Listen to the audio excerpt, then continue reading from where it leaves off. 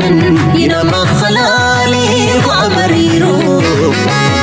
كورجن همل سجى ندهفا بكيرو دندن ينما خلالي وعمريرو كورجن همل سجى ندهفا بكيرو ورلا نقلي أنا نقل لا كشاك برت سدران أبنكم كنكرايت عنكسو ينا جراتك ينا حلبة انقسو وريفيت وشرحن أباي كل أنقسقسو أنقسقسو أباي كل أنقسقسو أباي كل أنقسقسو قرارة شخري وقداق الوانتراو وتقطعو قدام مدرب وعباي لقان سرفو ينا عقلو تحسيرو ينا عقلو انجاقوهم بنكو ولو شوصهم بخبل نخبل نسفرو تقصدت لباق نخلت قانو ينا أرسبت قنين ولا وليد الدرب وانت ليغلق وانت للا بلد برقنين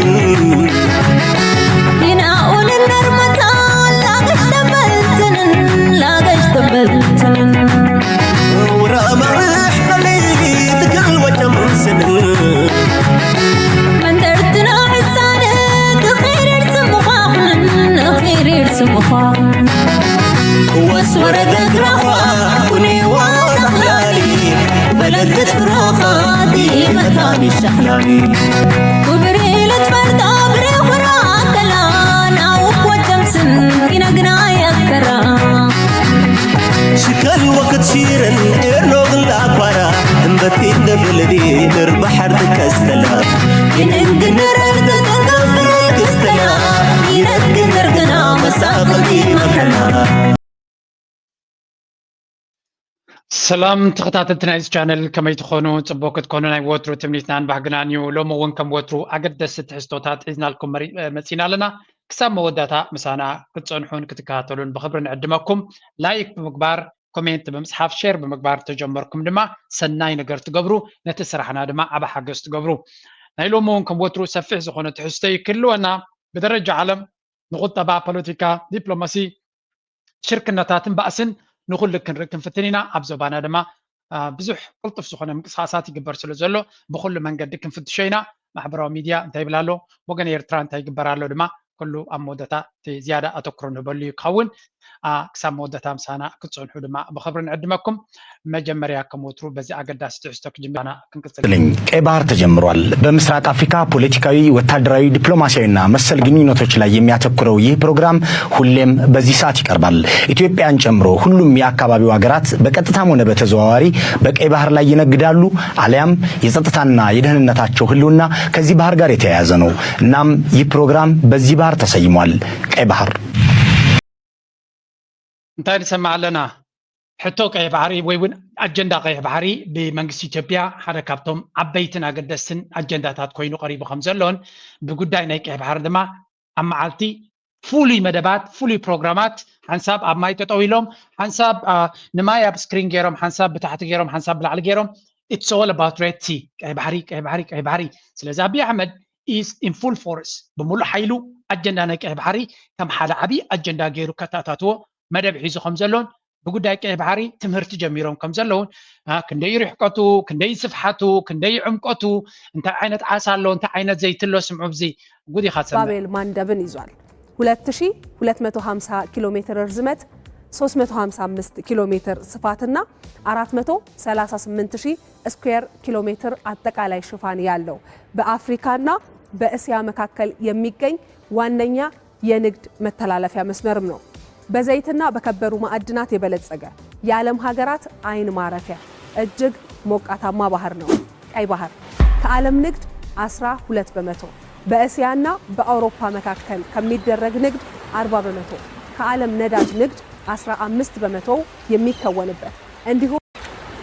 انتاينا نسمع زلنا ازي ምናልባት ጂኦግራፊ ዘይመሃሩ እንተነይሮም ሓድሽ ትምህርቲ ናይ ጂኦግራፊ ጀሚሮም ኣለዉ ክንብል ንኽእል ኢና ክገብርዎ ዝፍትኑ ዘለዉ ግን ከም ብሓቁ ንክጅምሩ صباحو جوه كم زي مشالله أبز بوتها مزبوط أحكا كم زي خجات مكايو كندا مساتها خمسة نايسرح عدلات الله دموس كندزيو نايت عنا خمسة لكا نايت روتا خمسة لكا أنا بالكاتة تحرارفون يخصدت سب exact الكم يوم زقبر زلوا زيهم سبات ياتم نتيجة إثيوبيا وحزبي زيناتو نخطمت نزيد أجاتات زين ترغيبات هاجرنا كتمع بليع زيد ما يبص حنايو كن رغبينا ببال نا حفان تسفان كجبر ويم تسفاك ناي تسفا سمعت كفطرولو زيد ما كد محجي استفتنا كن دايق زي كومود شرحوا ليو again and again it's doomed to fail بلو نخودق مخالف فلوتيو مغنياتو أب هاجر كازي متكوار أوشت أو نجر كازي متكوار دحان مزيات حيزة كبكم زياس كسمعوا capital is finally open. Once the commercial heart of the country, the seat of its government. Now a burnt-out shell and eerily silent. I visited Khartoum many times before, but I have to say, I'm stunned at the level of destruction. It was such a vibrant city, one of the largest in Africa. It's a bit hard to take it all in. The presidential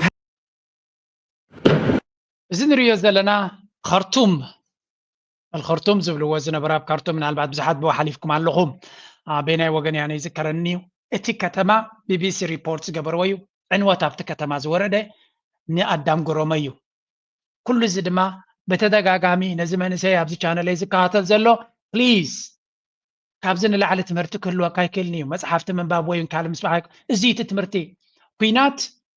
قداي وشت أو قداي كبع الغاقت فتحت زي كيلكا ناب كوينات تأتيخا ازيزا قات مكا ኤርትራ ድማ እዚ ዓይነት ኩናት ምዝኾነ ይኹን ኣካል ኣብ ውሽጢ ኤርትራ ንኸይፍፀም ይትኻለ ኩሉ ዝምድናታት ዝግበር ዘሎ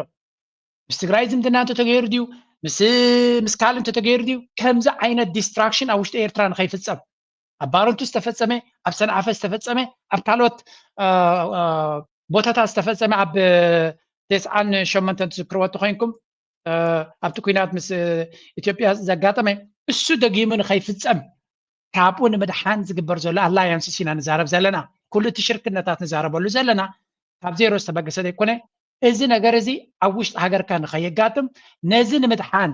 ምክንያቱ ፅባሕ ንጎ ኩናት ኣብ ከርሲ ዓድኻ እንተጋጢሙ ጠጠው ከተብለ ይትኽእልኒ ኢኻ እቲ ኩናት ድማ እንታይ ስምብራት ይፈጥር ነቲ ሃገር ከመይ ገይሩ ይዕንዎ ኣብ መፅሓፍቲ ወይ ኣብ ካልእ መንባባ የድልየካኒ ብኣካል ርኢኻ ክትመሃረሉ ኢለ ዘቕርበልኩም ዘለኹ ናይ ሱዳን ቃንዛ ይስምዓልኒ እዩ I hope ملؤ تصفح قبرلهم حجون كوينات نبتدي دبوب السودان نم معراب السودان يقتل كم زلون سرايتنا السودان لما نحميتين وجلناتون يلبلبوا كم زلو زنقر حبريتان سمع لنا برجين زيادة كارتنا زبانا كتسأل دما كم تسألكم الزباز رايو إيرترا بسلستميتين سوسان ديجري ذكر على زلو هجراتين كبي بنا زلو ترجعهم لهم كنا بحر سجير كيمن نرايو حزبي أب درك أنت ميتين شجرن صغاين يزلو أمريكا معالطة ومسائلات تدبدب على نوي حمتات دماغكم ينيرو لازم حزبي نبور هي وقت كابزي ركم نوي غير زلو السودان ترينا إذا حج كريكم سنحكو سودانيا دبوب السودان نبغى نسجرينا إثيوبيا زبال بفلاي لما أنا دوبناتنا تقرأي زبال حزبي ساكن ده شجر ودي وهم زلون أبتكو زلام حرادما انتهى شجر له تعفر زبال كاب قدم مسترس أزبي حق المزراب حجيو أجندة ناي بحر سلزلين أبو قدس زملاله زلم بر عفر زبال زترس أزبيكم لما سومال مالتي سلزي اتي كبابينا كند منتهى شجر كم زلون أبير تراي كوينات حتحد زي اللي أبير ترايو حزبنا حتحدو زي قاتل زلو أبير ترايو سب عبد قوتيو كقتلن خلي حدا زبل امنا زي بلو ويون قربيتي شوي كقتلن خلي كسرقني خلي زبل منفس زي بلو سلازي اتزلنا ودلاتاتن صقماتن حصراتاتن علنا نعون نملاي نعون موقاد نعون مستخخال جن زقلل اسرحيو كباب كيناتاتيخا اذا بكبابينا نريو زلنا منالبات نسخاب يوروب انت اب رحوق بوتان تنبرنا يا ايرترا كال نجر مرعانا اكبابينا زلو كاب جبتي سغريكا سوماليا زلو كنتا دمان ريلنا حنفشفش زي ود حنفشفش زلو حجر ما تاع الشباب زبال برتع مصيلو مس حوت ركبالو وني بحالالو سلازي my people لعل تنكاكا كدلينايو نبلو زلنا دما كابسه بغيسناينا حجينا بتريكس توبيك مچم لنكنه اوتيا زلا زيا زينا زيا اب كالون ريخم اللهم اما خاري بريزيدنت اغريترا اتو يمانه جبراب مس نبدب السودان كيدو خمزلو ناي سراح مبصح كغبر كيدو خمزلون مستي بريزنت نايت هاجر ناي دبوب السودان مالتي سيلفا كير وين تراخيبكم زلو زغلص حبريتا وتيلو مجمريا مستر يمانه قبر مسكل ويلكم باك تو ذا سبوت لايت كابزا عينت سبوت لايت نستوسن غزي تعالي دحرمصنا ابتي بيزنس تمليسو اكمزا عينت بوتا كنريو دس بلنا ناي بحكو صبغيو هذا كابتوم ناي بحكي بسله زلو بوليتيكاوي إليت نا إيرترايو ስለዚ ኣብ ጉዳይ ናይ ደቡብ ሱዳን ኤርትራ ክትሳተፍ ምርጫ ዘይኮነ ግዴታ እዩ ዘለዋ ይኹን ዝኽእል ስለንታይ ህዝብና ኣለናው ህዝብና ሰፊሕ ዝኾነ ኢንቨስትመንት ገይርላው ስለዚ ካብ ጉዳይ ናይ ደቡብ ሱዳን ናይ ሱዳን ዝገደደ ናይ ኤርትራ ክትግፎ ዝኽእል እውን ጉዳይ ኖ ለሚቴክ መቃላተይ እንድሕሪት መልሶ ጉዳይ ናይ ሱዳን ሰሜን ሱዳን ወይ ሱዳን ማለት እዩ ናይ ሱዳን ጉዳይ ኤርትራ ኢዳ ክትእትወሉ ግዴታ እዩ ስለምንታይ እቲ ፀገም ኣብ ሱዳን ዘሎ ናብ ኤርትራ ክመፅእ ዝኽእል ስለዝኾነ እቲ RSF ዝበሃል ኢማራት ዝድግፎ ዘሎ እቲ ሓይሊ ናቱ ናባና ገፁ ተመፅዩ እቲ ሽግር ናባና ክሰግር ዝኽእል ስለዝኾነ ኤርትራ ግዴታ ኣለዋ ነቲ ናይ ሱዳን ጉዳይ ክትሳተፍ ወይ ክትሕግዝ ወይ እውን ከተተባብዕ that's why ድማ መንግስቲ ናይ ሱዳን ኤርትራ ዘመጉስ ዘሎ ኣብ ደቡብ ሱዳን ክኸውን ከሎ ድማ ኤርትራ ኤግዛክትሊ ረብሓ ኣለዋ ብውን ህዝባ ያቡ ዘሎ ስለዚ ነቲ ጉዳይ ናይ ደቡብ ሱዳን እውን ኣብ ዘይተደልየ ኩናት ሕድሕድ ከይከይድ ቅድሚ ሕጂ ዝተኻየደ ኩናት ልዕሊ 400,000 ሰብ ከም ዝተቐትለ እዩ ዝንገር ሲቪል ዎር ኣብ ናሕድሕዶም እቶም ክልተ መራሕቲ ዝገበርዎ እዚ ንኸየጋጥም ኤርትራ እንታይ ክትገብር ትኽእል ዊ ዶንት ኖው ምክንያቱ እቲ ማሻር ዝበሃል ተኻላይ ዓሌት ዝያዳ መን ይፀልዎ ኣሎ ኢማራት ኢዱ ከም ዘለዎ ኢትዮጵያ ኢዱ ከም ዘለዎ እዩ ዝንገር ዘሎ ስለዚ ንሲልቫ ኬር ምሕጋዝ ድዩ ከድሊ ዲፕሎማስያዊ ደገፍ መሃብ ድዩ ከድሊ ኣይ ዶንት ኖው ኤርትራ እንታይ ዓይነት ሓገዝ ክትገብረሎም ከም ትኽእል ግን ደቡብ ሱዳን ኣብዚ ናይ ሰሜን ሱዳን ኣጋጢሙ ዘሎ ከየጋጥም ኩሉ ኣፍሪቃዊ ንክሕግዝ ዝከኣሎ ንክገብር ኣገዳሲ ይመስለኒ ስለዚ ኣብ ዝሓለፈ እውን ንኤርትራ ገለ ንክትገብር ፃውዒት ብመንገዲ ኣምባሳደር ናይ ኤርትራ ኣብ ደቡብ ሱዳን ተገይሩ ከም ዝነበረ ዝዝከር እዩ ሕጂ ኤርትራን ዴሌጌሽን led by presidential advisor Mr. Yamane Gabrab met in the morning hours today in Juba. President Salva Kiir Khabirma delivered a message from President Isaias Afwerki reaffirming Eritrea's long-standing solidarity with the people and government of South Sudan. ስለዚ ኤርትራ ኣብ ጎኒ መንግስትን ህዝብን ደቡብ ሱዳን ምዃና መልእኽቲ ናይ ኤርትራ መልእኽቲ ናይ ፕሬዚደንት ኢሳያስ ከም ዘብፅሐ ኣቶ የማነ ገብረኣብ ኢና ንሰምዕ ዘለና The message delved into concrete programs for the consolidation of bilateral cooperation as well as proposals to foster peace and stability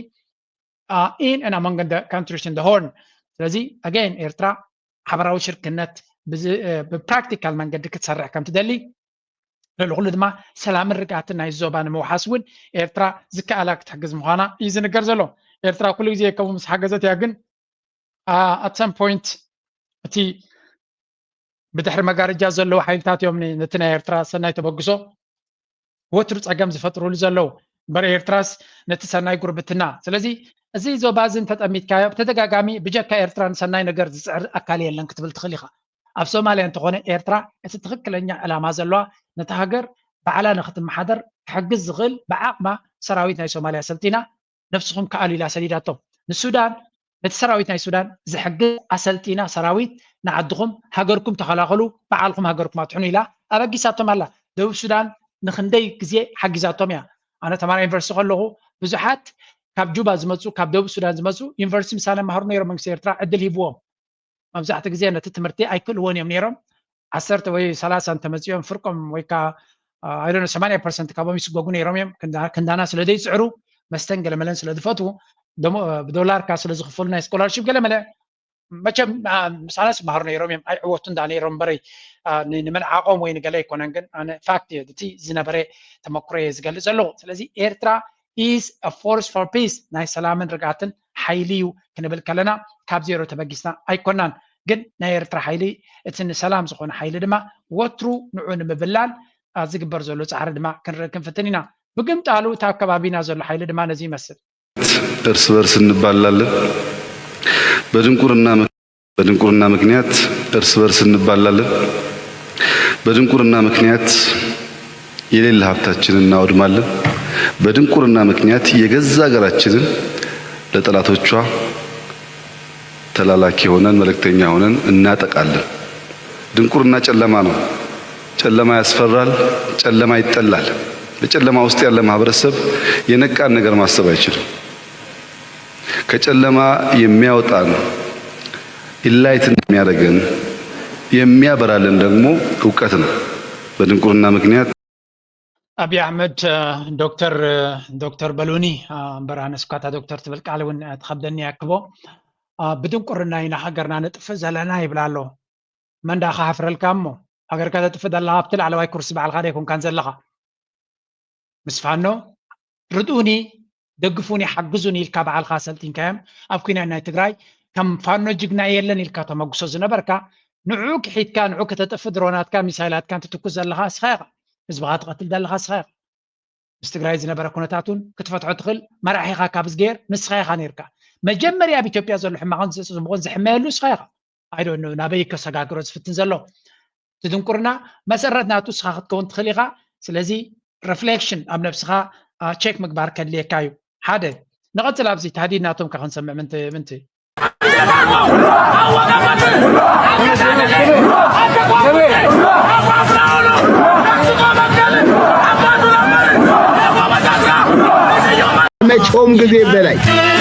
ከመቼውም ጊዜ በላይ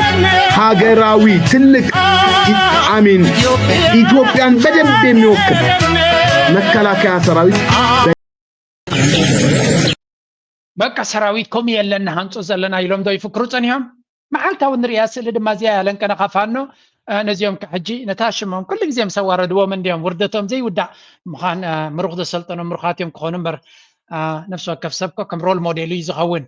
ምሩኻት ድሕሪ ኮይኖም ሓለፍቶም ንምምራኽ ድማ ከምዚያ ቀጻሊ ፋኖ ክማርኹ ቆሪና ንፍልጥና ግን ቀጻሊ ፋኖ ከምዚያ ገይሩ ክማርኾም ድማ ምስራና ኢና እዚ ኸ ሌይተስት ኤፒሶድ ናይ ፌደራል በቃ ብጅግንነቱ መግለፂ ዘይተረኽቦ ሰራዊት ኣብ ዓለም ፍልይ ዝበለ ሰራዊት ክብልዮም ቀድንዮም ለንከነ ምሩኻት ደንጉዮም ስለ ዝኾነ እዩ እናሃልካ ድማ ፋኖ ዕድመ ንፋኖ እናሃልካ ነታ ዝብልዋ ዘሎ ፕሮፓጋንዳ ዘፍሽል ከምዚኣ ገይሩ ኻ ንሱ ፅቡቕ ገይሩ ምሩኻቶም ኣምፂኢሎም ኣሎ ቀጻሊ ንሪዮ ዘለና ስእሊ ድማ ናይ ኣብይ ኣሕመድ ሰራዊት ንፋኖ ክስዕር ዘይክእል ኣሚን ፎር ጋድስ ሴክ ፋኖ ማለት እዚ ዘይብሉ ሰራዊት እዩ ካብ ገዙ ዝብገስ እዩ ንሕን ሓቦን ተቐኒቱ ህዝባዊ ግንባር ኣብ ሰብዓታት ከሎ ደረጃ ጌርኩም ሰድዎ ፀዲዮምሎም ከላሽን ጥራይ መከናይዙ ዘይብሉ ታንኪ ዘይብሉ ካልእ ዘይብሉ እዩ እዚ ዝማርኾም ዘሎ ስለዚ እዚ ዝማርኾም ተኮይኑ ምስ ሓደ ኣኪሉ ግንባር ክዋጋ ዝኽእል ሰራዊት ክዋግኡ ከም ዘይክእሉ በዚ ኢኻ ትፈልጥ ስለዚ ኣገይን ኣብ ክንዲ ምንታይ የጉርዕ ክንዲ ምንታይ በረንበጣዕ ክብል ፍትን ኩሉ ግዜ እታ ውርደት ኣብ ጎኒ እያ ዘላ ካብኡ ትኸይድን እያ ምክንያቱ ምስ ህዝቢ ሰራዊት ናቱ ንስእሊ ዝኸውን ንኢንስታግራም ዝኸውን እምበር ኣብ ተግባር ውፅኢት ከምፅእ ዝኽእል ሰራዊት ከም ዘይብሉን ኩላታ ዝገብራ ድማ ብፍሽለት ከም ትውዳእ ቀጻሊ ንሪዮ ዘለና ስጉምቲ ድማ ኣቢ ክዋረድን ክኽሻሕን እምበር ለውጢ ከምፅእ ተራእዩ ይፈልጥን እዩ ኣብ ስምዕዎ ባዕሎም ዘውፅዎ እዚ ኣብ ዝሓለፈ ምፅልኩም ነይረ ኣብይ ኣሕመድ ሃገር ከማዕብል ይደሊ ኣለኹ ይብል ካልኦት ድማ ነተን እዘን ቦጣት ኣነ ኣይራኽቦ ነይሮ ነዳዲ ነይሩ ኣብ መንጎ ነቲ ነዳዲ ቀዲዶሞ ክፈስስ ተራእዩ ኤርትራ ናብ ኤርትራ ዝኸይድ ዘሎ ነዳዲ ካዮም ዝብሉ ከይሓፈሩ ኣብዚ ይብሉን እዮም ግን ኣብ ካልእ ናብ ኤርትራ ክኸይድ ዝሓሰበ ነዳዲ ፋኖ ኣቃፂልዎ ፋኖ ድዩ ዝገብሮ ዘሎ ካልእ ዕጡቕ ጉጅለ ድዩ ዝገብሮ ዘሎ ሕጊ ኣልቦነት ኣብቲ ሃገር is just another level ስለዚ ኣብቲ ሃገር ኣብ ዝሓለፈ ድቑዒ ሰደድ ኣለኹ ኢሉ ናምሓራ መዓት ሰራዊት ናይ ፌደራል ንዑ ዓጂቦም ናምሓራ ክኸዱ ማለት እዩ ስለዚ ብከምዚ ሃገር ክትሃንፃ ኣይትኽእልን ኢኻ እዛ ሃገር እዚኣ is doomed to fail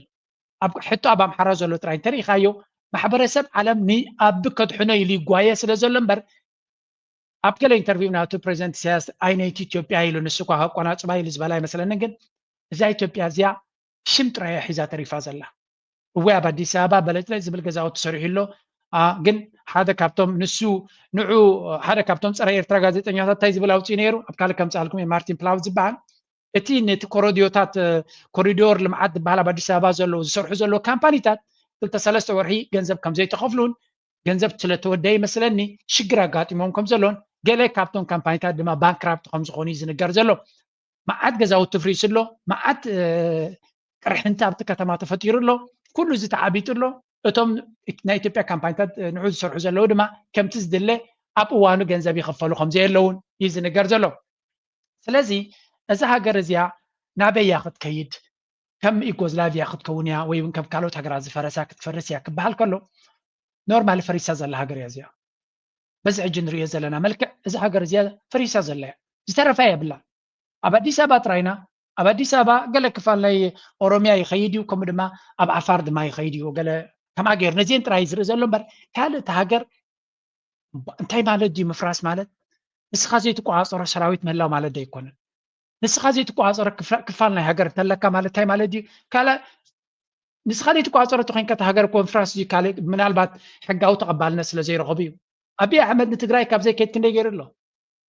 maybe 4 ዓመት ዲገለ ገይር ሎ ትግራይ ካብትን ዲክሽነሪ ናይ ርእሱ ወጪ maybe ልኡኻቱ ሓደ ግዜ ንመቐለ ሰድዲ ግን የለን ከምኡ ንኣምሓራ ተረጋጊኡ ክኸይድ ከም ዘይክእል መዓት ሴኪሪቲ ኣዋፊሩ ንውሕዳ ሰዓታት ይዝረባ ድሕሪኡ ሃዲም ይምለስ ከምኡ ኣብ ካልስ ክልላት ክኸይድ ከሎን ኣመና ሴኪሪቲ ገይሩ ግን ዳይገብር ከምዚ ሪላክስድ ኮይኑ ዝኸይድ ዘሎ ገይሩ ኣክቲ ዝገብር كل دما شويو بقى نتشو يتقبلوا سلو زخونيو يقداس اتناتهم بلان اتي معرابو عالم نعوكة حنيلو تبقيش خمزلو دما زرقي ملكتات لنا حدا كابتي بفلاي بزي وقنا يتقراي حيلز قبر زلو كنتات كنريا غلنا ناب تقراي زغنعي حيال زخوني تبقي صوتاتي قبر كمزلو كنريا كفتنا مجمريا اتي ابا محراز زلو كنتات من اسمع زي اسمه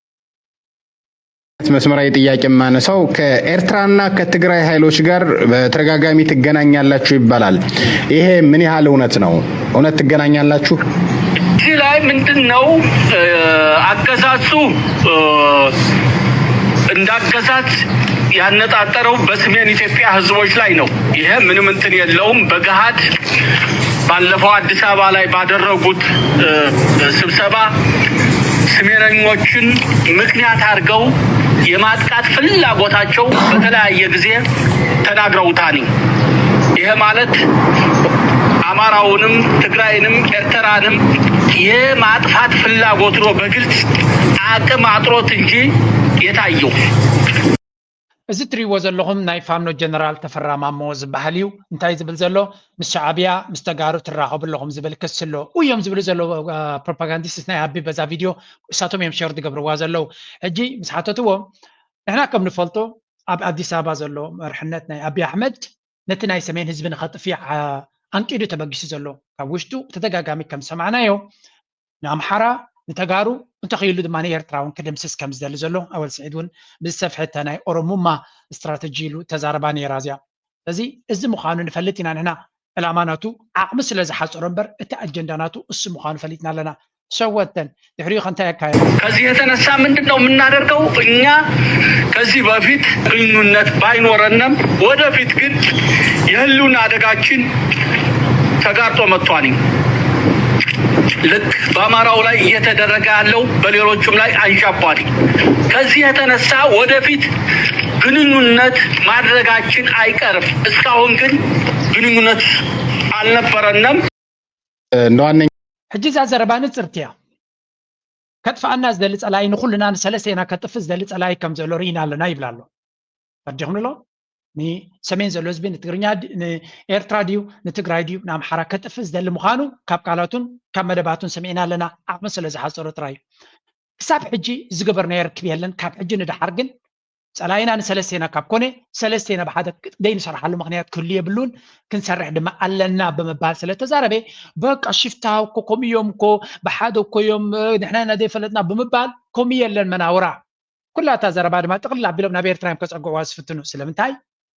ሃገራዊ ውግእ ስለዝደልዩ ዘሎ ወይ እውን ትውግእ ከም ሃገራዊ ክኸውን ስለዝደልይዎ ዘሎ ፋኖ ኢትዮጵያ እዩ ስለዚ ኣብ ኢትዮጵያ ስለ ዘሎ ናይ ኢትዮጵያ ሓይሊ ኸ ስለ ዝኾነ ሽግር ይፈጥረሎም ኣሎ ነቲ ከም ኢትዮጵያ ንክዛረቡ ክደልዩ ከለዉ ኣምሓራ ከዳ ኣምሓራ እንዲድሃርመካ ኣሎ ትግራይ ከዳ ትግራይ እንዲድዩ ምሳኻ ዝክባእ ዝደሊ ዘሎ እዚ ክልቲኡ ነታ ኢትዮጵያዊ ስእሊ ክገብራ ዝደሊ ዓቢ ስለ ዘይትኸዶ ጠቕሊሉ ናብ ኤርትራ ከፀግዓ እዩ ዝደሊ ምናልባት ሓንቲ ሪፖርት ወፂኣላ ነዚ ኩነታት እዚ ከተገልግለኒ ትኽእል እያ ዝበላያ ሓንቲ ኣብዚኣ እታ ኣርቲክል መፅሄት ደ ኢኮኖሚስት ዝብልዎ እዩ ኣውፂእዎ እዮም ዝብሉ ዘለው ኣምሹር ወፂኡ ከም ዘሎ ናይ ኣሜሪካ መጠንቀቕታ ከም ዘለዎ ኣሜሪካ ነቶም ናይ ትግራይ ሓይሊ ከተጠንቀቕ ጀሚራ ከም ዘላ ዝገልጽ እዩ እስከዚያ ስምዕዋ መራሕቲ ህወሓትን ገለ ኣመር ኣሜሪካ ኣብ ልዕሊ መራሕቲ ህወሓትን ገለ ኣመራርሓ ላዕለዎት ሓለፍቲ ፀጥታ ትግራይን ማዕቀብ ንምእዋጅ ትዳሎ ከም ዘላ ተሰሚዖም ኣብታ ልዕሊ 2 ዓመታት ጀኖሳይዳል ኩናት ዝተኻየደላ ትግራይ ነቲ ዕናዊ ኩናት ደው ዘበለ ስምምዕነት ፕሪቶሪያ ኣብዚ ሕዚ እዋን ሓደጋ ምፍራስ ኣንፅላልይዎ ከም ዘሎም ፀብፃባት እናመላኽት እዮም ዘሎም ነቲ ስምምዕነት ንክፍረም ቀንዲ ፀቕጢ ትፈጥር ዝነበረት ኣሜሪካ ሕዚ ካብቲ ኣንፅላልይዎ ዘሎ ሓደጋ ምፍራስ ንምክልኻል ወሳኒ ዝተባሃለ ስጉምቲ ክትወስድ ትዳሎ ከም ዘላ መጽሔት ዚያ ኢኮኖሚስት ሎማዓልቲ ሒዝዎ ዝወፀ ፀብፃብ ኣቃሊዓሎም ኣሜሪካ ኣብ ልዕሊ መራሕቲ ትግራይ እገዳ ክትእውጅ ተሓስበሉ ከም ዘላ እቲ መጽሔት ሓቢሮሎም ኣብ ኢትዮጵያ ስጋት ግጭት ዳግም እናወሰኸ ኣብ ዝኸደሉ ዘሎ እዋን እታ ሃገር ነቲ እገዳ ንምእዋጅ ትዳሎ ከም ዘላ መጽሔት ዚያ ኢኮኖሚስት ኣመላኺቱ ዘላ ኣሜሪካ ኣብ ገዛኢ ሰልፊ ህወሓትን ሓይልታት ፀጥታ ትግራይን ኣብ ልዕሊ ውልቀ ሰባት እገዳ ክትገብር ተሓስብ ከም ዘላን ኣብቲ ክልል ኩሉ ዝኽእል ዘይምርግጋዕ ስክፍታት ብምጥቃስ ከም ዝኾነ ሓደ በዓል ስልጣን ኣሜሪካ ንዘ ኢኮኖሚስት ሓቢሩ ዳግም ግጭት ክለዓለሉ ዝኽእሉ ተግባራት ንምዕጋት ኣብ ኢድና ዘለዎ መሳርሒታት ፖሊሲ ወፃኢ ንምጥቃም ኣሜሪካ ብቐረባ ተሓስበሉ እያ ዘላ ክብል እዮም እቲ በዓል ስልጣን ገሊፆም እዚ መጠንቀቕታት ድሕርቲ ኣብ ወርሒ መጋቢት ብሓይልታት ምክልኻል ትግራይ TDF ተባሂሉ ዝፍለጥ ሓይልን ህወሓትን ዝተፈፀመ ዕልዋ መንግስቲ ግዝያዊ ምምሕዳር ኮይኖም ኣብ መንጎ ኢትዮጵያን ጎረቤት ሃገር ኤርትራን ውጥረት ብሓያል መልክዑ ይውስኽ ብምህላውን ዳግማይ ተጻቦታት ከይፍጠር ስጋኣት ዝሰዓብ ሕጂ እንታይ ኢና ንሰምዕ ዘለና መንግስቲ ኣሜሪካ ንመራሕቲ ናይ ህወሓት ከምኡ ድማ ወታደራውያን ኣዘዝቲ እገዳ ክገብር ከም ዝኽእል መጽሔት ዘ ኢኮኖሚስት ገሊጹ ዘሎ ሓደ ናይ ኣሜሪካ ሽሙ ክግለጽ ዘይደለየ ከም ዝገለጸ ገይሮም ድማ ኣምፂኦም ኣለው ኣብ ድማ ሓደ ዓቢ ብቐዳማይ ነቲ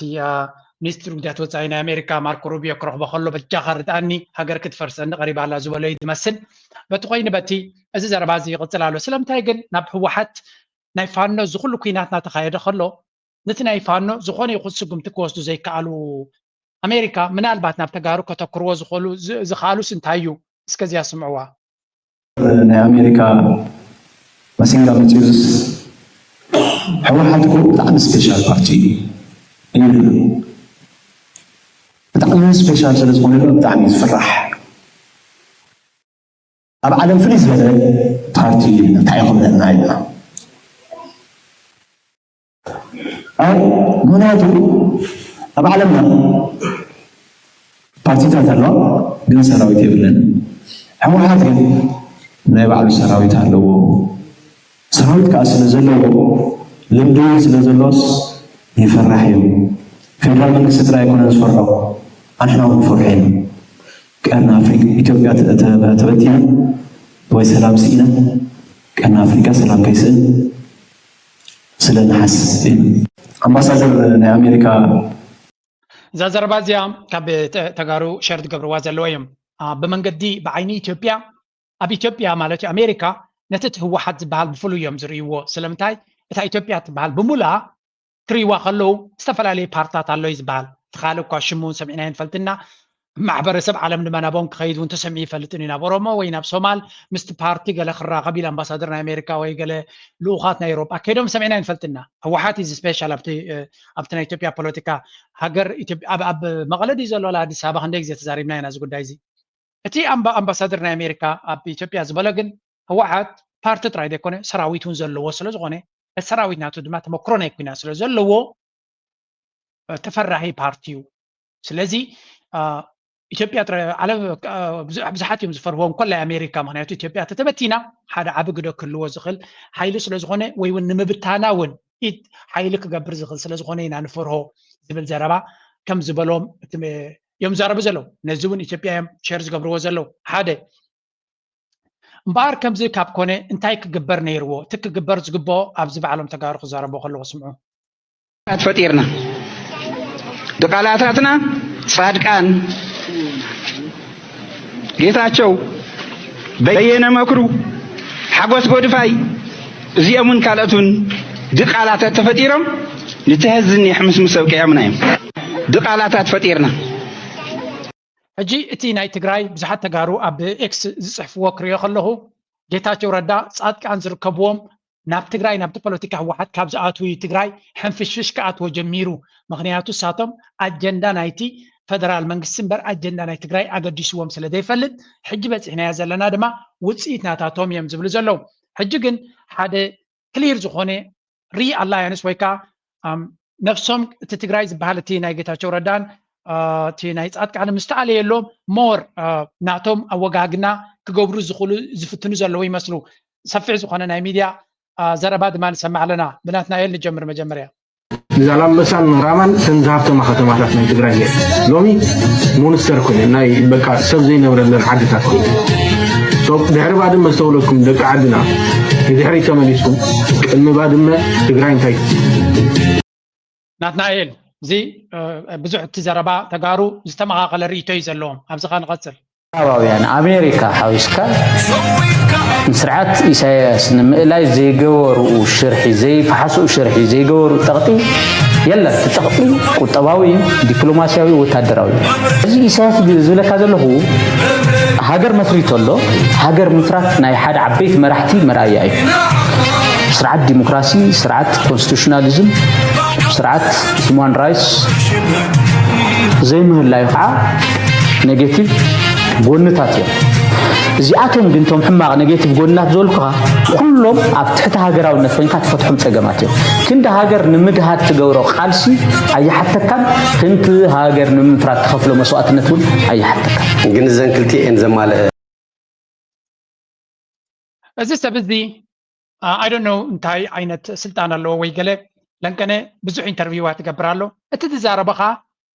ኩንነታዊ ሪዝነብል ዘረባ ይትዛረብ ኤርትራ ፐርፌክት ሃገር እያ ከምዚ ዶ ንፕሮፓጋንዳ ኢሉ ይኮነ ንዛረብ ዘሎ ሃገር መስሪቶም ኣለዉ ቀፃሊ ንዛረበ እዚ ኤርትራ ሃገር እያ ብዙሕ ፅቡቕ ነገር መሰረት ናይ ሓያል ሃገር ዘለዎ ሃገር እያ ተሪፉ ዘሎ ድማ ደቂ ሃገር ኮፍ ኢሎም ክዛረብሉ ዘለዎም እዮም እንታይ ትብል ፅቡቕቲ ፖስት ናይ ዳንኤል ተኽላይ ወፂኡ ነይሩ መሲልኩም መብዛሕትኡ ተቃዋሚ ወይ እውን መብዛሕትኡ ኤርትራዊ ኣብ መንጎ ፖለቲካን ዲፕሎማስን ፈላልዩ ኣይርድኦን ኢሉ መብዛሕትኡ ሰብ ብጣዕሚ ፈትየ ያነ ፖለቲካ ደቂ ሃገር ብዛዕባ ሃገሮም ዝገብርዎ እዩ ዲፕሎማሲ ኻ ሃገርካ ምስ ጎረባብቲ ሃገራት ምስ ካልኦት ሃገራት እትገብሮ ዝምድና እዩ እዛ ኩላ ኣብ ደንበ ተቃወመ ዘላ ፖለቲካ ናይ ሃገራ ከም ዲፕሎማሲ ገይራ ምስ ተጋሩ ወይ ምስ ናይ ኤሊት ናይ ተጋሩ ክሰርሖ ትፍትን ነይራ ኣብ መንጎ ዲፕሎማስን ፖለቲካን ዘሎ ፍልልይ ስለ ዘይርድኦም ፖለቲካ ምስ ወዲ ሃገር ጥራይካ ትሰርሖ ፖለቲካ ናትካ ወዲ ጓና ፖለቲካ ናትካ ካኣቱ ከሎ ፖለቲካል ኢንተርፊረንስ ይበሃል ፖለቲካዊ ምትእትታው ይበሃል ተጋሩ ኣነ ኣብዚ ቻነል ሽዑ ግዜ ተዛሪበ ተጋሩ ነብሶም ዝኻሉ ሰባት እዮም ኣብ ኢትዮጵያ ድዮም ክነብሩ በይኖም ድዮም ክነብሩ ንዖም ዝምልከት እዩ ነቶም ትግራይ ትዕወት ዝብሉ ቀደም ክዛረቦም ከለኹም እየ ዝብል ነይረ ናይ ትግራይ ነገር ካብ ኣፍኩም ለይዎ ትግራይ ነብሱ ዝኻለ ሕብረተሰብ እዩ ዝኣክል ምሁራት ኣለዎ ሚድያ ኣለዎ ጉዳዩ ባዕሉ ክፈትሕ ዝኽእል እንታይ ክትገብሩ ኢኹም ትግራይ ትዕወት ዶረ ትግራይ ትደክም ክትብሉ ትውዕሉ ዘለኹም ኤርትራዊ እንድሕሪ ኮይንካ መንግስቲ ኤርትራ ድማ ክትቃወም እንተኮይንካ ኣጀንዳኻ ናይ ኤርትራ ኹን ብዛዕባ ኤርትራ ድማ ሕሰብ ናይ ኤርትራ ጉዳይ ድማ ይገደስካ እዚ ደንበ ተቃውሞ ዝረኣናየ ግን እቲ ዝዓበየ ክፋል መልሓስ ዘለዎ ፕሮፓጋንዳ ዘለዎ ሚድያ ዘለዎ ካብ ጉዳይ ናይ ኤርትራ ጉዳይ ናይ ትግራይ እዩ ዝምችኦ ነይሩ ሎሚ ግን እሳቶም ቶም ትግራይ ምስኦም ኮይኖም ዘብልዎም ዝነበሩ ቤላ ገይሮም ክምልስሎም ንሰማዕ ኣለና ንስማዕ ሕጂ ንቐፅል እዚ ኩሉ እዚ ዘረባ እዚ ብካልእ እውን ክነግረኩም እየ በዓል ውዕለት ትግራይ ሃይለ ደደቢቱን እትገለገለ ዝተጋነነ ብልዕሊ ኤርትራ ዘለዎ መረዳእታ ገዲፍካ ኣብ ልዕሊ ሃገሩ ዘለዎ መትከል ዝፅላእ ኣይኮነን ኣነ ነጊረኩም እየ መትከል የደነቀ እንተወሓደ ሃይለ ጥራዩ ትግራይ ትዕወት ትብል ጭርሖ ዝጥቀመላ ዘሎ ቀሊል ኣይኮነን ብትርጉም ደረጃ ናይ ባዕሉ ትርጉም ኣለዎ ግን ተንጥረ ነገራት ኣብዚኣ ክሪአን እደሊ እየ ከምቲ ዝበሎ ኣነ ብመትከል እየ ዝኸይድ ብመትከል እየ ዝድግፍ ብመትከል እየ ዝቃወም እንድያ ብሂወት ደረጃ እናተፈተንኩ እውን እየ ዝኸይድ ኣብኡ ተጋገየ ክልተ ሰለስተ ነገር ግን ኣብዙ ከልዕል ሓደ እዛ ቪድዮ እዚኣ ተጠቂሞምስ ሃይለን ስታሊንን ምስ ኤርትራ ክሰርሑ እዮም ምስ ኤርትራ ይሰርሑ ኣለው ንኤርትራ ንኣስመራ እውን ክኸዱ እዮም ዝብል እየ ብሶሻል ሚድያ ዝኒሄ ማለት እዩ ሕዚ ብዋናነት ማለት ንሃይሊ ክዕድሞ ሕጂ እንታይ እዩ እቲ መልሲ ናይዚ ዝመፅእ ዘሎ ክንሰምዖ ስለ ዘለኹ ጥራየ ክንተበሎም ሲ ሽግር ዝተፈትሐ እዩ ዝመስሎም ዘሎ ኣወል ግን ሽግር እዩ ዝኣስር ዘሎ ሽግር እዩ ዝጥምጥም ዘሎ ዝመፅእ ዘሎ ከዓ ንትግራይ ንኤርትራ ዝውክል ኣይኮነን ከምቲ ቅድሚ ሕጂ ኣብይ ሒዝካ ንተጋሩ ምህራም ዝነበረ ሕጂ ከዓ ተጋሩ ሒዝካ ንኣብይ ምህራም እዩ ኣብዚ ዝጠፍኡ ድማ ተጋሩ ንኤርትራውያንን እዩ ካልእ ዝጠፍእ ዘሎ ይመስለና ምክንያቱስ ከምቲ ደፊእካ ንኢትዮጵያ ንመንግስቲ ኢትዮጵያ ኩናት ክውልዕ ጌርካ ሚልዮናት ተጥፋእካ ሕጂኻ ደፊእካ አብይኮ ፕሪቶሪያ አብይኩም ምዕራብ ትግራይ ምምላስ አብይኮ ገንዘብ መሃብ አብይኮ ይዘባእሰኩም ዘሎ አብይኮ እንዳበልካ ንግሆን ምሸትን ኣብ ከውሕን ኣብ ሕፃን እናረኸብካ ንተጋሩ ካብታ ውዕል ዘላቶም ኢትዮጵያ ብዘይ ውዕል ፈሊኻ ኣይኒ እዚ ሰብ እዚ ኢዲዮት ምዃኑ ካብ ብዙሕ ግዜ እንደ ገሊፀ ሓደ ተጋሩ ደናቑር እዮም ናቶም ረብሓ ዝርድኦም ኣይኮኑን እዩ ዝብል ዘሎ ላይክ ሻዕብያ ጥራይ ዘማኽሮም ንሶም ረብሓ ናቶም ኣብ እንታይ ይገብሮም ኣሎ ፌደራል መንግስቲ እንታይ ይገብሮም ኣሎ እንታይ ፀገማት የጋጥሞም ኣሎ ዘይርድኦም ዘይፈልጡ ደናቑር ንሱ ከረድኦም ይኣይ ልዕልዮም በሊሑሲ ሻዕብያሲ የሽከዓኩም እዩ ዘሎ መን ኢኻ ስኻ ንተጋሩ እንታይ ይደልዩን እንታይ ኣይደልዩን ናይ ነብስኻ እኳ ዘይፈለጥካ ፖለቲካ መይታትካ ዘላ እጂ እንታይ እዩ ክገብር ዝፍትን ዘሎ ኩላ እታ ፖለቲካ ኢሉ ዝፈተና ፈተነ እንድያ ነይራ መይታቶ ሬስት ኢን ፒስ ይብልዋ ከይዳ ያሳ he has no alliance ትማሊ እንታይ ይብል ነይሩ ኢና ኣዲስ ኣበባ ጀኖሳይድ ተፈፂሙ ኣቢ እናበለ ዝእውዝ ዝነበረ ከይዓደሞ ንእሽተይ ጣውላ ምስ ከፈተሉ ኣብ ከይዱ ዝዓፍሮ ዝነበረ ስምዑ ብዚ ብፆትና ኣብ ዕላማ ኢና ንረኽቦም ኣብ ዓወት ኢና ንረኽቦም ኣብ ሰናይ መነባብሮን ምሕደራን ቅዋማዊት ኤርትራን ኢና ንረኽቦም ኣብ ካልእ መራኸቢ የብልናን ሕድሪ ይገብር ኣለኹ ዝብል ሰብ ከም ሻዕብያ ኣብ መቃብር ዕምባባ ምቕማጥ ኣይኮነን ንመቃብር ሽሚንቶ ምልባጥ ኣይኮነን ምዉታት ምብዛሕ ኣይኮነን ስዋኣት ምብዛሕ ኣይኮነን ሕጂ ለቢመ ኢሉ እዩ ዝዛረብ ዘሎ እቲ ኣሽሙር ኣብ ልዕሊ ስዋኣት ዝገብሮ ቀፃል እንድዩ ንስዋኣት ኩሉ ግዜ ምስ ኣዳኸመን እቲ ፖለቲካ ናቱ the problem is ስዋኣት ከይከፈልካ ድማ ዓወት ኣይጓናፀፍን እዩ ንሱ ክስዋእ ኣይኮነን ደሙን ዕፅብቱን ክህብ ኣብ ሆላንድ ንሱ ደፊዩ ዘእተዎም ሰባት ብሰንኪ ናቱ ሕማቕ ኣጀንዳ ኣብ እስር ቤትን ኣብ ካልእን ሽግረ ገጢሞም ዘሎ ንዓታቶም ከማ ክረዲ ዘይከኣለ ሰብ እዩ እሱ ገይም ናቱ ንሱ ኣብ ምቾት እናተቐመጠ ንሱ 4 መኪና ይዝውር ዝብል ሓበሬታ ወፂኡ ነይሩ 4 መኪና እንታይ ስራሕ ስለ ዘሎ 4 መኪና ክዝውር ዝኽእል ክሊርሊ መጋበርያ ኮይኑ ፋንደድ ይኸውን ስለ ዘሎ እምበር ካልእ ስራሕ የብሉን ወላ ብዩቱብን ክንዱ ክትይክልኒ እዩ ብናይ ዩቱብ ዘረባ ጥራይ ትብለዎም ክንዱ ክትይክልኒ unless there is some secret we don't know ስለዚ 18,000 ንወርሒ ዝእቱ ዝብል ሓበሬታ ርየ ነይረ እንታይ ዝገብር ዘሎ all he can do is like manipulation መጀመርያ ሰብ ልዕሊ ነፍሱ ንዝኾነ ይኹን ዕላማ ከወፋ ይክእልኒ እዩ ንጀጋኑ ዘቋናፅብ ጀጋኑ ከፍሪ ይክእልኒ እዩ ነቶም ዝተሰዉ ዕምባባ ተብርደሎም በርተራ ተፍርደሎ ካብ ላዕሊ እንታይ ክትገብረሎም ሂወቶም ይበምልካሲ እንተ ወሓደት the least thing you can do is ንመቃብሮም ከተኽብር ኣለካ ሕድሪ ናይቶም ሰማዕታትካ ድማ ከተተግብር ኣለካ ተርዲኻ ኣለኻ ነቶም ዝበድቑልካ ካልእ ክትገብረሎም ስለዘይትኽእል ሓደ ንስድሮም ክትሕግዝ ትኽእል ካልኣይ ድማ መጀመርያ ዕላማ ናቶም እንታይ ንምንታይ ዕላማ እዮም ወዲቖም ነቲ ዕላማ ናቶም ነቲ ሕድሪ ናቶም ከተተግብር ኣለካ ኤርትራ ናፃን ልኡላዊትን ንክትከውን ዝወደቑ እንተኮይኖም ነቲ ልኡላውነት ክትዕቅቦ መስዋእቲ ክትከፍል ክትክእል ኣለካ ልዕሊ ኩሉ ግን ድንቁርና ናይ በዓል እዚኣቶም ጀጋኑ ከፍሪ ይኩሉን እዮም ምክንያቱ ንጅግንነት ዘቆናፅቡ ስለ ዝኾኑ very sad ንጅግንነት ዘኽብሩ ሰባት ኣይኮኑም ንጅግና እንድሕር ዘያ ተኣብዕካ እንታይ ገብር ኢኻ ኢሉ ዝሞተልካ ዓሻ እንተኮይኑ ጥራይ ዝሞተልካ ብርግፅ ንበዓልካ ምስ ስድራኻ ምስ ሂወትካ ላይፍ ስታይል ናትካ እናመራሕካ ንሳቶም ኣብ ፖሊስን ኣብ ካልእን ከይዶም ሎሚ ቴሮሪስት ዝግብረ ሽበራ ተባሂሎም ኣለው ተሪፎም ዘለዎ ድማ ክስዕቡ እዮም ምክንያቱ ቃል ብቃሉ ቴሮሪዝም ስለ ዝኾነ ስራሕ ዝግበር ዝነበረ ንበዓሉ ግን ከይዱ ይላገፀሎም ኣሎ ተመላገፅ ቃላት ድማ ኮንስቲቱሽን ዶ ሕጊ መንግስቲ ዶ ገለመለ ዘን ቃላት ኣለዋኻ ዘርከበ ዝዛረበለን ኮንስቲቱሽን is not a solution ሃገራት ኣፍሪካ ኩለን እኮ ኮንስቲቱሽን ኣለዎ ቅዋም እኮ ኣለዎ እንታይ ዓይነት ቅዋም ብኸመይ መንገዲ ይሰርሕ ቅዋም መራሕቲ እኮ ቅዋም ቀይሩ እዮም ኣብ ካልእ ሃገራት ኣፍሪካ ስለዚ መጀመርያ ንቕሓት ናይ ህዝቢ ዘድሊ ሃገራውነት ድማ የድሊ እዚኦም ነገራት እዚኣቶም ንዑ ቦታ ስለዘይህብዎ እቶም በዓል ሃገራውነት ሓድነት ዝብላ ኣይጥቀመለን እዩ ምክንያቱ ኣብቲ ሃጓፍ ምምቕቓል ስለ ዝኾነ እቲ ፖለቲካ ናቱ ሰብ ተሰሚሩ ነዚ ቅድሚት ከምፅኦ ይክእልኒ ስለዚ ኩሉ ግዜ ሃጓፍ ክፈጥር ኣለዎ ንሱ እታ ኩርሱ ከሳልጥ ከምዚኦም ዓይነት ፀበብቲ ርእሲ ድማ ነቲ መንእሰይ ሽግር ገይሮምሉ ዘለው ዝኾነ ይኹን መሰረት ዘለዎ ፖለቲካ ስለዘይኮነ ድማ ፎር ወፂኦም ኣሎ ባይደ ወይ ካባይ ላዕሊ ዝምልሱሎም ሰባት መፂኦም ኣለዉ ሎሚ ኣብ ስምዕዎም እዞም ብርጌድ ዝሓመዱ ዝብልዎ ነገር ኢኻ ትብለኒ ዘለኻ ዘይጭቡጥ ፅናዕ ክነግረካ ስምዐኒ ብርጌድ ዝሓመዱ እንታይ ይብሉ ይመስለካ ኢሳያስ ኤርትራ ናብ ኢትዮጵያ ክሓውሳ እዩ ዝንቀሳቐስ ዘሎ ድሌቱ እውን ከምኡ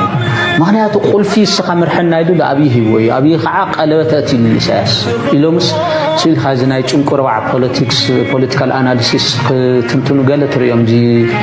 عن فرار زمسر قوتنا غير وفيدو قزعت له سو زي مثلا إساس يقولك له سسعمت إرفات بالعد خوالد سي تواجي تقاليسو مريحي سسعمت أجينست أمريكاويان أجينست راش لطات من لطات لخون بصوتو جبيري أكلوا مسنكبي شو الوضع قليل سوي كون الإساس تردي عندها بحفشة بعد الزنقانتاناتون فوروت يوم سو politics is over نعتاتهم سلازي اتنساتهم اب تግራይ ተጸጊዖም ክገብርዎ ዝሓሰቡት ህዝቢ ትግራይ ተጋሩ ምስ ኤርትራ ክፋቀሩሎም ኣመንጎ ክልቲኦም ጸጋም ክህሉ የብሉን ኢሎም ይዛረቡ ነይሮም guess what ኣመንጎ ኤርትራውያን ተጋሩን ፍቅሪ ክጅምር ከሎ ኣለርጂ ከም ዝሕዞም ንርለና ትክክል ከአንተ ንብል ያና ዚኦም ፖለቲካ ናይ ፖለቲካ ሸቃጦም በር ፍቅሪ ህዝቢ ዝደልዩን ኣይኮኑን ኣብ ልዕሊ ህዝቢ ትግራይ ኣብ ዝሻነት ክንደይ ግዜ ተዛሪበኩም ኣነ ኣብ ልዕሊ ህዝቢ ትግራይ ፀለ ዝምሃረኒ ሰብ የለን ፀለ ዝበሃል ካህሊኒ ይፈልጥን ያነ ክንደይ ግዜ ኣብ ዝሻነት ተዛሪበ أبي مسرح بكم يعني بكرنا أبي نتجارب صاروا متى سلوز وعلو بتمرتي أبي لما تاردي أب جونيور دي أب سكندري دي أب يونيفرسيتي زعبة تجارب نسبة تجارب صاروا وميلز مهارة نسبيا لنا أنا أبي إرترا توليدة تمهيرة زعبة خوي دقوت أن تجارب أنا أيام زبالة نسبيا لنا هو واحد اللي تناوتو قبل اللي إرترا سقط لكن ما نمرس زلوا قبل اليوم زلوا بعد هانت بزيادة نسرت كون زلوا هذا ما إرتران تجراين كنا بالكلنا ኤርትራውነቲ ትግራይ ትግርኛ ዝብል ሜንታሊቲ ንምድፋዕ ከም ዘይኮና ሓደ ኣብዚ ብዓረብ ሽሙ ጠቂሱ ዝነበረ ሽሙ ከበባይ ካልኩን ትግራይ ትግርኛ ሪሌሽንስ ዝብል ዘሎ እቲ ተጋሩ ዝርድኦም ኢሊት ናይ ተጋሩ ብዝሓለፈ ዓመታት ዝገብርዎ ዝነበሩ ናይ ትግራይ ትግርኛ ፖለቲካ ንምስራሕ ኣይኮነን ኣብዚ ዝግበር ዘሎ ኤርትራ ሃገርያ ናይ ዜጋታት ሃገር ድማያ ኣብ ኤርትራ እዚ ንትን ዝበሃል የለን ኩለን ኦፊሻል ቋንቋ እውን የብላን ኤርትራ ኩሉ ቋንቋታት ወግዓዊ ስለ ዝኾነ መሰል ኣለዎ ህዝቢ ብቋንቋ ክዛረብ ንመራኸቢ ዝኣክል ግን ትግርኛ ዓረብ ከምውን እንግሊሽ ከም ዝጥቀም ኣብቲ ፐብሊክ ስፔስ ፍሉት እዩ እዚ ብቋንቋ ኢሎም ዘየለ ኣጀንዳ ዝጥቀምሉ ዝነበሩ ድማ ትግራይ ዝበሃል ባዕሉ ናይ ሓደ ከባቢ ቦታ ሽም እምበር ናይ ብሄር ኮይኑ ከም ዘይፈልጥ ኣርጊዩ ዝገብር ነቲ ናቶም ዘረባ ድማ ብትግርኛ ሃገር ኮይኑ ብቋንቋ ሃገር የለን ወይ መንነት ዝበሃል የለን መንነት የለን ክብለኩም ከለኹ ዓረብ ስለ ተዛረቡ ሓደ ሃገር ዝኾኑ የለው ኣብ የመን ዓረብ ይዛረቡ ሃይማኖቶም እስልምና እዩ ኣብ ግብጽ ድማ ዓረብ ይዛረቡ ሃይማኖቶም ካብ እስልምና እዩ የመናዊ ኣነ ግብጻዊ ኣይብልኒ ወይ ውን ግብጻዊ ኣነ የመናዊ ኣይብልኒ ስለዚ እቲ delusion ወይ ካ confusion ዝነበረ ክጓሓፍ ኣለዎ ብምባል ጽብቕቲ ኣርቲክል ጽሒፍ ነይሩ ኩልኹም ቶም ክትጽሕፉ ትኽእሉ ድማ መጽሓፍ ኣድላይ ብእንግሊሽ እቲ artificial intelligence ንዑ እናንበበ ስለ ዝኸይድ ንቐጽል ሕጂ ናብቲ ኣገዳሲ ትሕዝቶ ዝበልክዎ ክንሰግር So the idea of talking about you all as a role model, you certainly have changed my life. And so it's exciting to think about bringing the example out and showing others what Eritrea has done. You know, I want to go back to a story in 2018, and this is right before the peace agreement. إذا سبزيا أبيرترا أنتي تلاتا أنت حلفنا تأيفلت كنت فلتو صحفوا لي بليز بس أبيرترا أقداسن فلوين تمكرو خمس جبرات يتزارب. Listen carefully. Was finalized. I was talking to Minister Erefani, the agriculture minister, and he was telling me about these amazing programs in agriculture that the UN had told me were truly groundbreaking, that no one was even close. And I was saying to him afterwards, you know, this is so amazing. So how often do you go to international conferences? I said, I go sometimes. I said, how often are you asked to speak about this? And he laughed and said, come now, Carol. No one wants to hear from the Eritrean minister. انتهيت بالدلا مسيلكم. الكتشين عصرت شو بس منستر حرشانا إيرترا تزراري بيعطو الرفاين بره مالتيو. بس عباتينا إيرترا innovative solutions ويكا فلو يزقونن حرشاوي مهزوتات ويقول ميلا تازو تكملو بس نقرني تقري ميلات نايكم كي لاسا كندي جزي اب international conferences كيت كاتزاريب كاتفلد زعبا زار سيلو هذا جزي غيد يلو تزاريب كالغه تفلد ديلو مس ماني كابنا إيرترا منستر كسمع زليلو اسحاق ميتيلو الى منستر الرفاين بره مالتي تقري من خلتين اسيغنا يلاسي نزك سمع كالو غانسي قبل عليه إيرترا زورد حتى ياسين إيرترا زبدلكم زبدلوسي حليفات صنحيهم ترايك بالزق ኤርትራ is such a great country ብዙሕ ጽቡቕ ዘለዋ ክነሳ ዓዲ ሰይጣን ገይሮም ክቐርጽዋ ዝፈተኑሲ ሓሊፊ ጽናሕኩም ጥራይ ክብል ዝደሊ And you know, we both laughed about it, but the reality is these are solutions that everybody could be using. And that this whole thing around the narrative, in a sense, we have robbed the rest of the world of solutions, and we've robbed Africa of inspiration. You know, I tell people about Eritrea and Eritrean development in particular all the time. And the reaction always from Africans is, how come we never hear about this? How come I don't know about this? Oh my God. انتهى تبدأ نيرترا نعن أفريقيا يكون عالم أبي جبني دفس أمزلو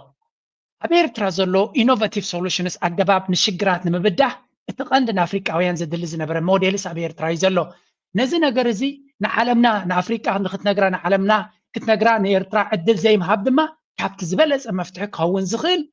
نعلمنا نترفع كم زلنا يحزنني نحزن نافريقيا وين كنجرام كله أنت خلنا بزعبال سمعنا دين فلت سلامته زي نجرنا نبلو of course بزعب إرترا حما عم برج بقوس سلزي جمت كم زي زبالة يرقد مهجي ناي بنك لمعتنا أفريقيا ناي UN حلفت كلهم كعاتو خلوا the same feeling يزلوا إرترا زبال هجر فلو يزخون موديل ناي كتب زلوا بوحد باجت عمر زسرح هذا دي قاس راح الكاجن زبزهب كايم كلتا سلسة دي قاس راح الكاز أنح منجستي بالشونا زي فلت نجارات أبوتهم ترايز علبو أبي إرترا ترايز له ناي UN هذا كلتا سلسة 4-5 معات مسكرنا دعر مسكرنا سمعنا لنا and guess what تمي رابا ميديا نزي عبطو أطفأ أيو أب جوجل كم زي ركب جبره تاخد جبر لك إرترا حما هجري تفازل لويو تصفى زي بليو زموز الهجري نابلكا كل جزء بزعب إرترا نيجاتيف كتزارب لك أتحقق أمريكا يتقبروني خحادة معالتك كوتسيو يعني كله سعادون تاي سمعهم عرب تاي سمعهم تشايناويان تاي سمعهم أفريقيان تاي سمعهم كال أيضا رجاي إرترا تاي سمعوا إذا قد سنعي نعلم كنا من سرحنا يكون يس سرحنا كن سرح لينا مجمريان يعني كل نجن حزب إرترا كنا من كن كلال لنا أبزيا دكتور فقريسوس انتهي لو تينيرو ندقون نسدرون حكمنا عسرت نتا بعلت بيتو نفس الصور كلا عسرت قلت زين حكمنا خير بناتا تخكلنيا كن كم زرغبه ابي إرترا زلو دما ازين كل إرتراوي بمعرز وهاب سيرفيس كم مخان بس نغري ابيك سنه دما منغستي نحزبو ناي ناس حكمنا تمرتن زب اندحر خوينو اتتخكلنيا نحزب زحل منغستيو اتزحزن كفالو انتايله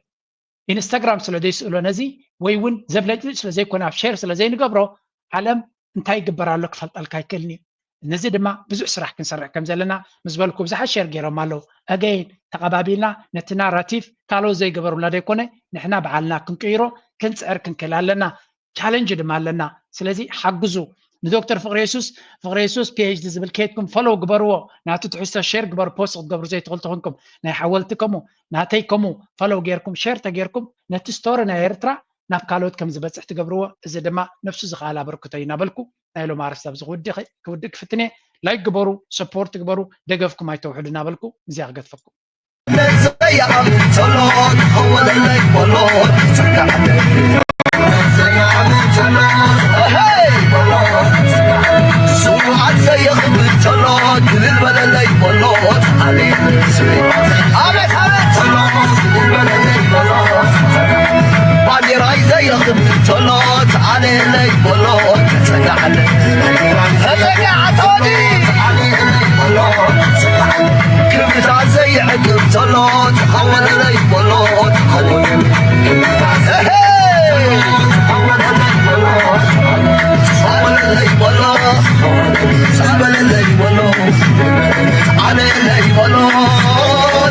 على